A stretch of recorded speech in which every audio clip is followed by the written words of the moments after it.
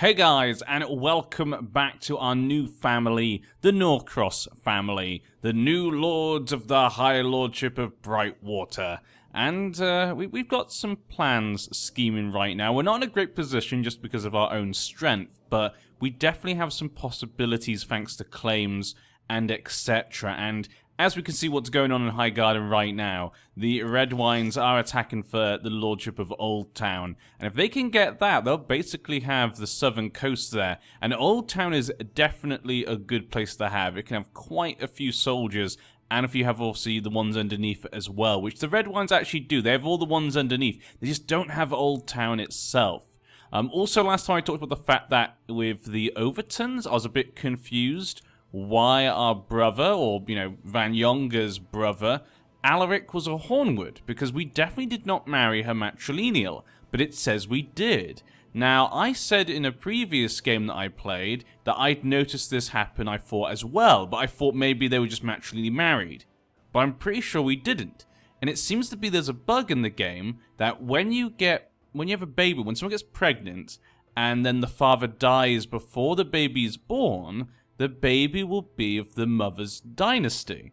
Now, you might think I'm crazy. I've given only 2 examples, only one that you've seen, but we can actually see it here. Look, Brienne of Tarth is currently the leader of the High Lordship of Tarth, doing very well for herself, 52 years old, though she is a celibate, so she's not going to get married, she's not going to have kids or anything, and her heir is actually Sir Leighton Caswell.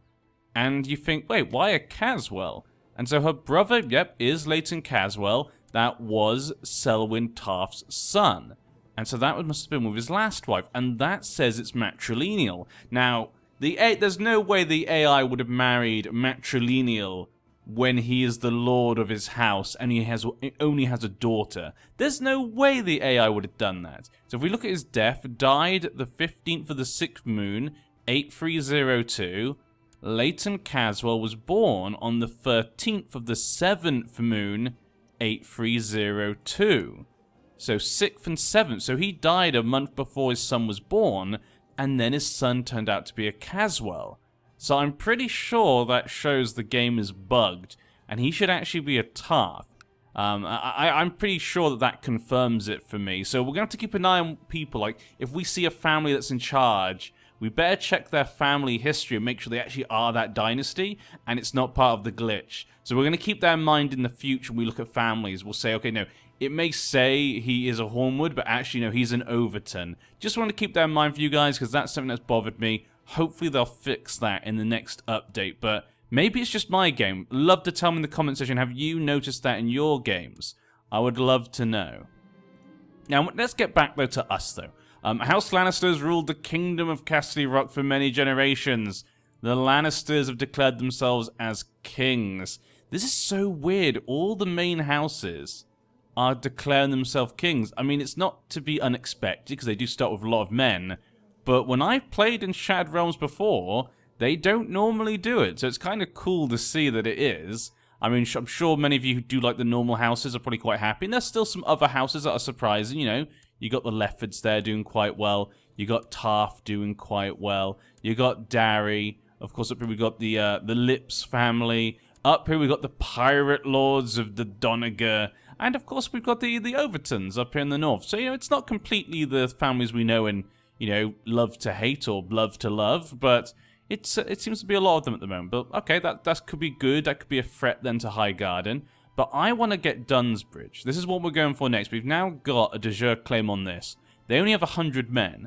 I think if we can get the Sloane family to join us in an alliance, then we could easily take them down with them and the Inchfields, even with a coalition. You just got to get there quickly and we just have to try and siege them down. Now, currently, I can't get an alliance. I need to get his opinion up. So we're going to sway him. And if we can get enough money to send a gift, 49 gold, we will send a gift later, maybe if it doesn't do it in time when I want to go to war, and we'll declare war on them. But that's just going to increase the Highgarden's kind of kingdom. I want to also eat up the insides. I really want to take Bandalon. I really think we need this as well. So if we can get these 4 here underneath us, that'd be great. And I think, obviously, if the red ones can defeat them, which they should, Willis is not doing great. The Highgarden's weary from their conquest, their fight with the Ironborn, and now the Arbor, who have a lot of men. So he's probably going to lose. He might be weak enough then for us to maybe just get independence for Brightwater, or maybe even the whole south. That's what I'm hoping to see. So that's our plan for now, but we'll see how things go. Obviously, things could change a lot. Right now, I'm being very aggressive against the Tyrells, but if they show, they show great kindness towards me, there's no reason why, Alistair might not, be a lot happier, a lot more of a loyal vassal to them. But where did the Tyrells men go? Where? There's no ship. I can't see any ships. Where did our men go? Did you just delete them? What did he do? But here come the red ones. They dropped 200 men off. That was it. Okay, there are some ships there, 15 galleys. It seems that Fruella Upton, the spy master of Lord Roger of Manderford, has been sent to investigate rumours of a plot. Because I'm trying to kill Mr. Hellholt. I did forget about that, actually. We are also trying to kill him. Now, could we pay someone? 18, 20%.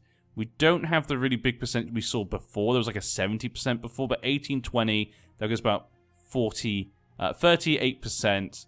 We have about, it's not going to be close enough. We want to get 100 really for that. We'll see. Time might change in the future. I should have done it earlier when we did have that person with the money. We did get the money later, but so far he's not had any kids. But, yeah, my mother-in-law, Buckler, would actually inherit. So the inheritance has now changed. She would now be the one to inherit, but if she inherits, it would then just, it wouldn't go to her because she's disinherited.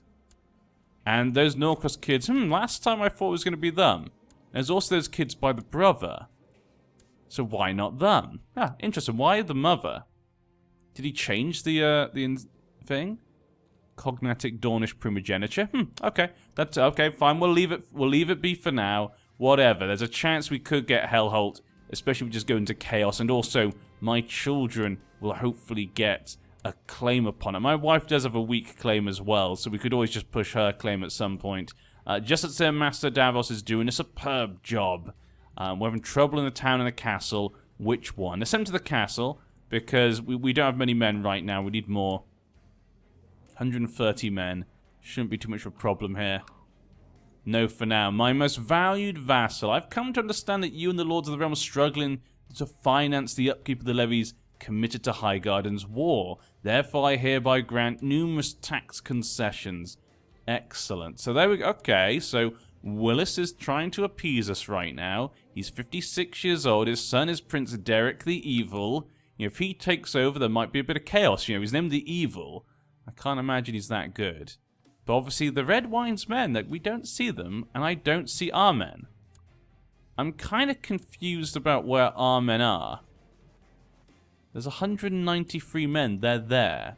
Is that literally all the men you have up? What is going on right now? Is this bugged? Is this bugged? Everyone's men, just bugged right now. But we should go quickly at the Overtons while we're checking this out. Because I want to make sure they win that war, of course. 8% for the Dreadfort. This is not good.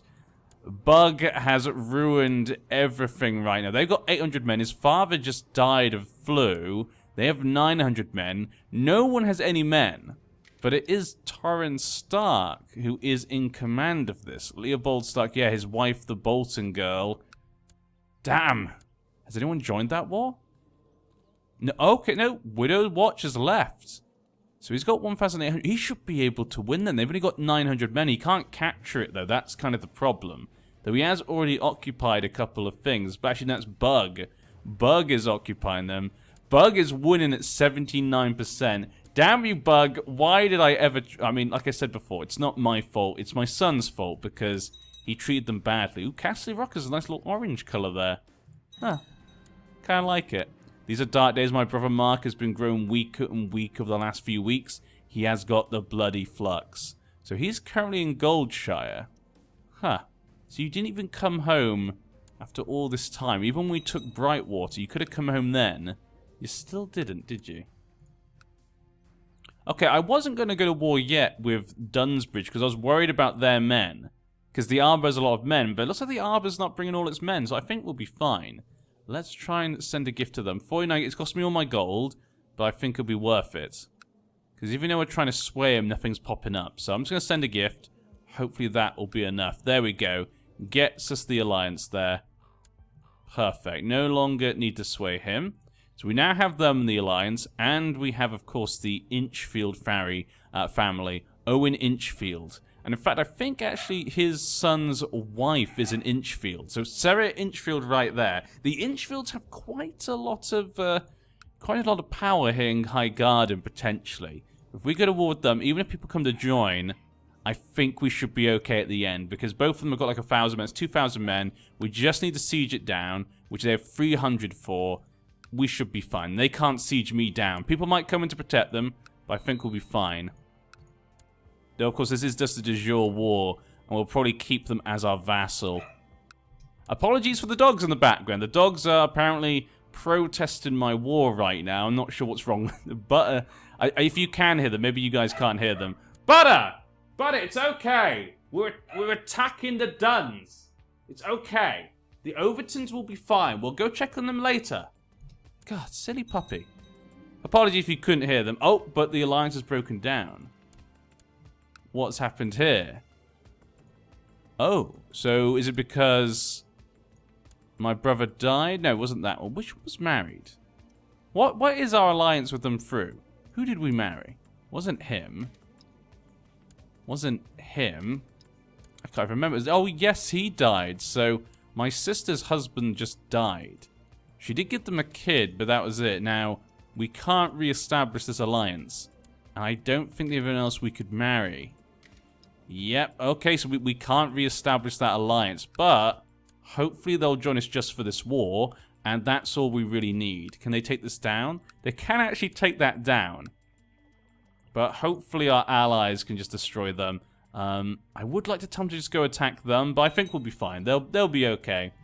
I said, well, we'll lose the Inchfields as an ally then, which is a shame. Thorn Crag, though, the Sloane family, will still be our friends. So that's something we've got. But after we have all this, we might be okay anyway. We're just going to give it a bit of time, obviously, for our places to build up a bit, because we have literally no levies right now. No armor is large enough to fit me. No horse is strong enough to carry me. Norcross's blacksmith is currently working day and night designing a new reinforced throne for my courtroom, just so I can have something that's stable and wide enough to sit on. I need a diet. Who cares? I'm fine like this. Is he the sort of man to change? Charitable? He loves his food, he does. He's trusting, envious, and wrath. Would he be envious at other people? So maybe he wants to change his ways. You can still love food, but, you know, maybe we should go on a diet for a bit. Continue over at the expense of your health. I think he'd still do it. I think there's gluttonous there. You know, he's a drunk and a glutton. He's obviously not the sort of man to change, is he? Yeah. Okay, who cares? I'm fine. I think that one could have gone either way, maybe. But I think we'll keep it going. Ooh, what's this? We surrender. Perfect. I accept. And so it is done. The Dunbridges are now our not the Dunn family, not Dunbridges. It's Dunsbridge, but they're the Dunn family. Interesting little sigil there with the little pink birds there, but we are in charge, the Norcrosses. And of course I own both of these castles, so that's good.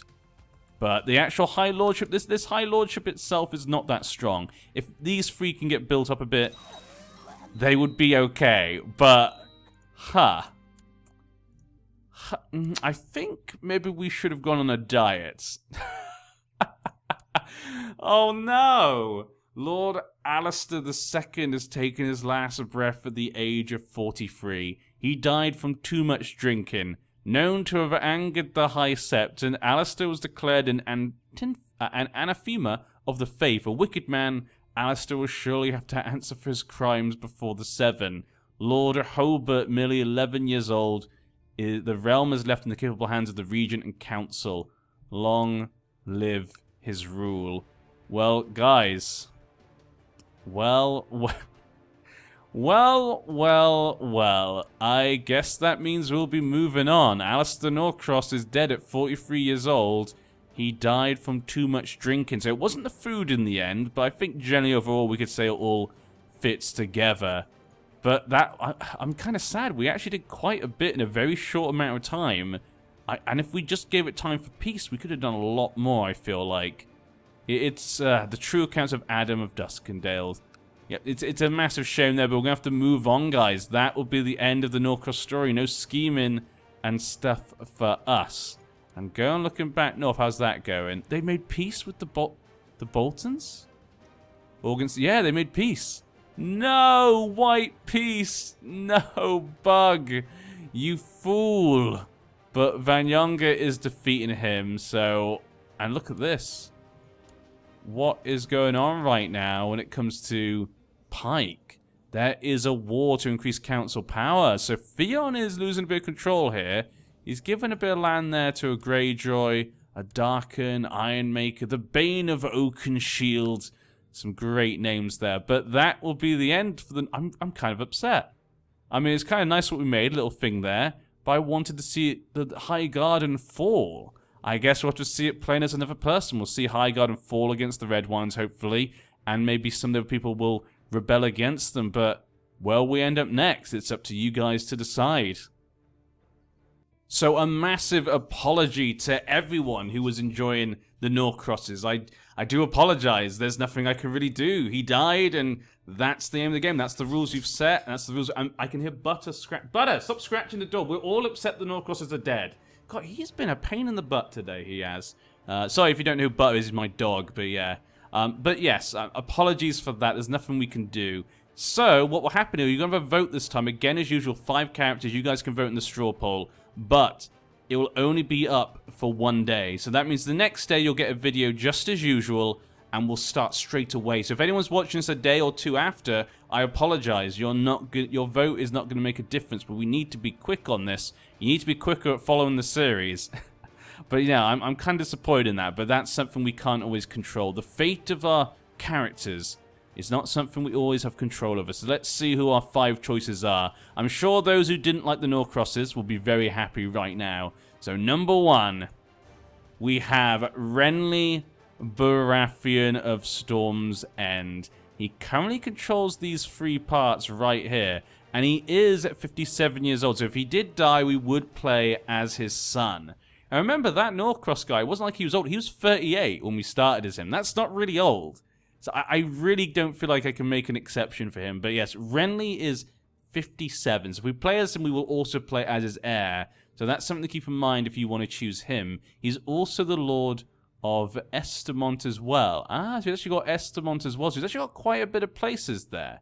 He could be very interesting. He's not made the High Lordship yet. We could easily make the High Lordship for him, and probably the Kingdom. So he'd be definitely one. If you want to play as one of the main families and want to be one of the few ones that hasn't made a kingdom yet and make a kingdom with them, this would be a good choice for you. And if you like Renly, of course, another good choice for you as well.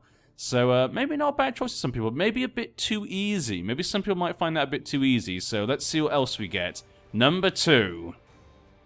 We have Shan Gulzar of Port Marak. So Port Marak is all of this here. He looks already to be quite strong.